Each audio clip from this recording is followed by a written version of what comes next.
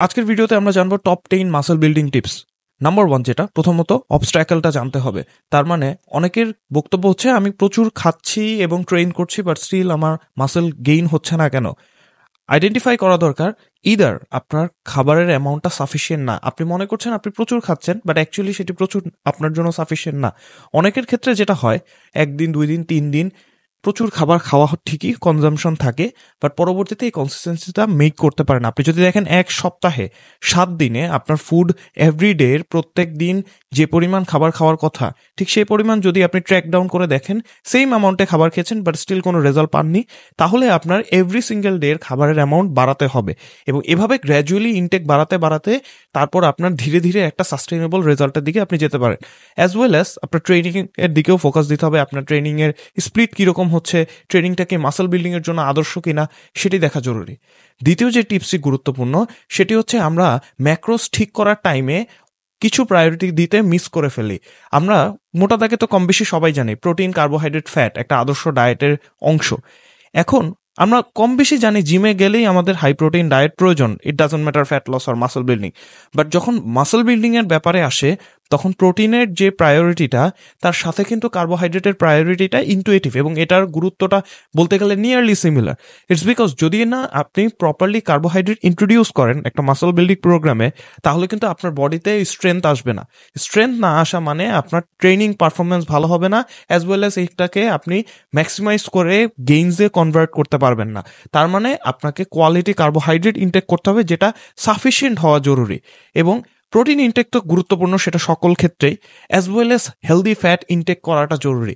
আমরা হেলদি ফ্যাটের কথা প্রায় সময়ই ভুলে যাই।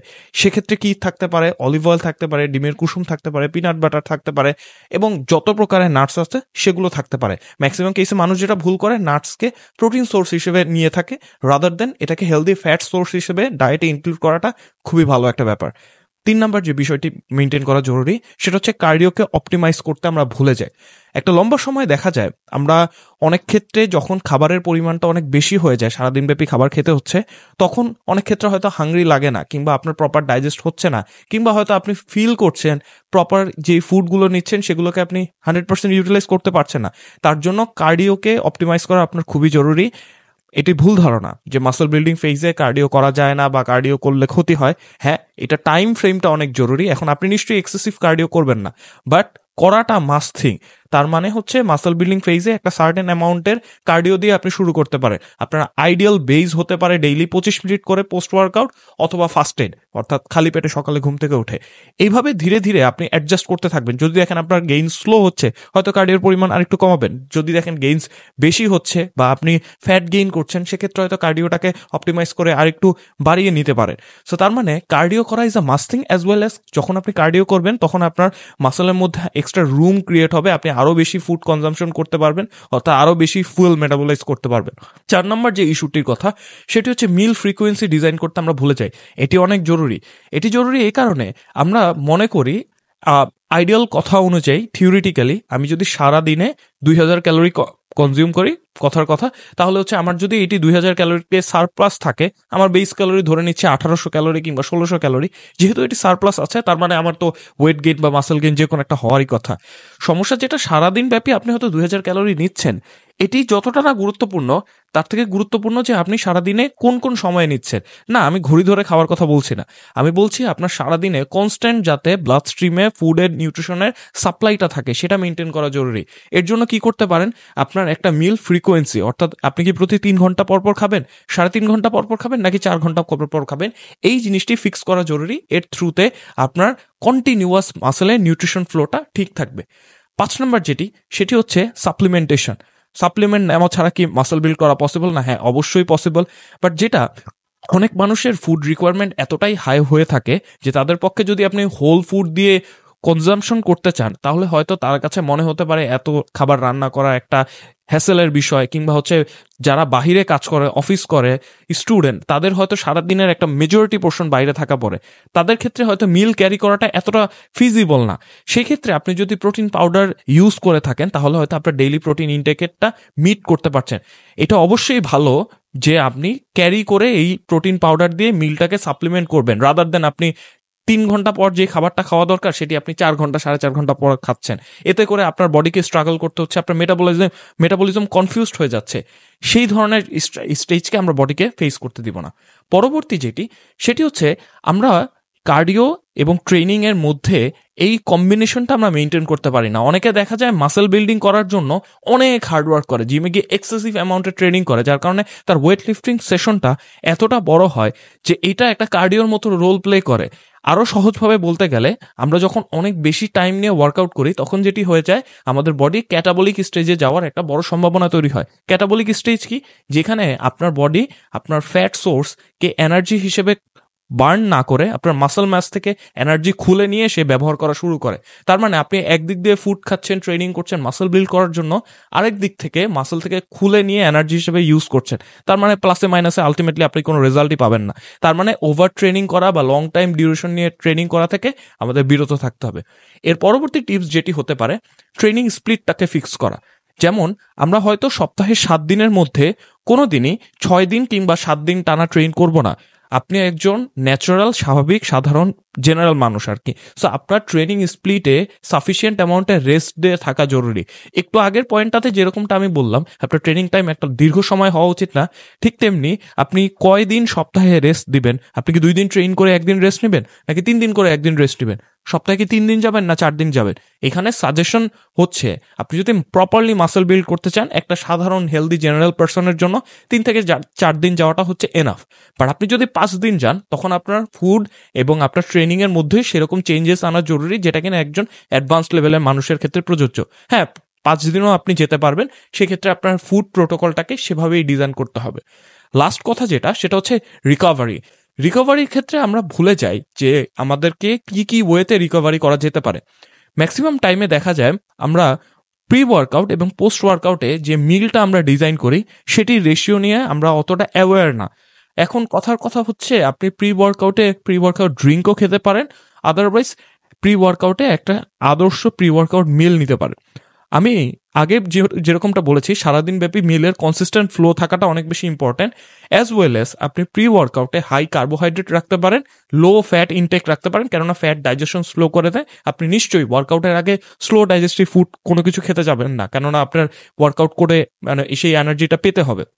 সেক্ষেত্রে আপনাকে প্রি ওয়ার্কআউটে এইরকম একটা আদর্শ মিল নিয়ে যেতে হবে। পোস্ট ওয়ার্কআউটের ক্ষেত্রে আপনাকে অবশ্যই হাই কার্বোহাইড্রেট এবং হাই প্রোটিন বেসড একটা মিল নেওয়া জরুরি। এই সময়ে আমরা কোনো হাই ফ্যাট জাতীয় খাবার ইনক্লুড করবো না, কেননা স্লো ডাইজেস্টিভ ফুড এই সময়ের জন্য আইডল না। তাহলে হাই ফ্যাট যুক্ত খাবার কখনকার জন্য আইডল? অবশ্যই সেটা রাতে ঘুমাতে যাওয়ার আগে আইডল। কেননা রাতে যখন আমরা ঘুমাতে যাব তখন অ্যাটলিস্ট 7 থেকে 8 ঘন্টার মতো আমাদের বডি কোনো ফুড পাবে না। সো লাস্ট মিলটাতে আমরা যদি ফ্যাট ইনকর্পোরেট করি তার মানে হচ্ছে বডিতে স্লো ডাইজেশনের থ্রুতে কনসিস্টেন্ট একটা নিউট্রিশনের ফ্লো আমরা পাবো। দ্যাটস ওয়াই সেই সময়টাতে হাই ফ্যাট ইনটেক করা is a good thing. But আবারও বলছি, হাই ফ্যাট বা হাই কার্ব বা মডারেট কার্ব এই ধরনের জিনিসগুলোকে কোনো একটা মিলে ভাগ না করে সারাদিন ব্যাপী ডিস্ট্রিবিউট করে দেওয়াটা একটা আদর্শ ব্যাপার, কেননা আপনার বডি কনস্ট্যান্টলি একটা কনসিস্টেন্ট নিউট্রিশনের ফ্লো পাবে। এর পরবর্তী টিপস যেটি নিয়ে আমি কথা বলবো সেটি হচ্ছে আমরা প্রায় সময় ব্রেক দিতে ভুলে যাই। ব্রেক দেওয়া মানে কিরকম? আপনি কি কতদিন যাবৎ বাল্কিং বা মাসল বিল্ডিং করছেন এই ফেজটা দেখা জরুরি। আপনি কি টানা 3 মাস 4 মাস 6 মাস হয়ে গেছে বা স্টিল মাসল বিল্ডিং ফেজিং আছে? এরকমটা যদি হয় তাহলে কিন্তু আপনার রেজাল্ট আসার সম্ভাবনা বা পার্সেন্টেজের হার কমে আসবে। কেননা লম্বা সময় একটা ফিটনেস প্ল্যানে স্টিক থেকে আপনি হয়তো পুরোটা সময় কনসিস্টেন্ট ছিলেন না। যদি কনসিস্টেন্ট থাকতেন তাহলে 3 মাস 4 মাসে আপনার সাফিসিয়েন্ট রেজাল্ট চলে আসতো। হতে পারে আপনার ব্রেক আসছে, হতে পারে আপনি রেগুলার মেনটেন করতে পারেননি।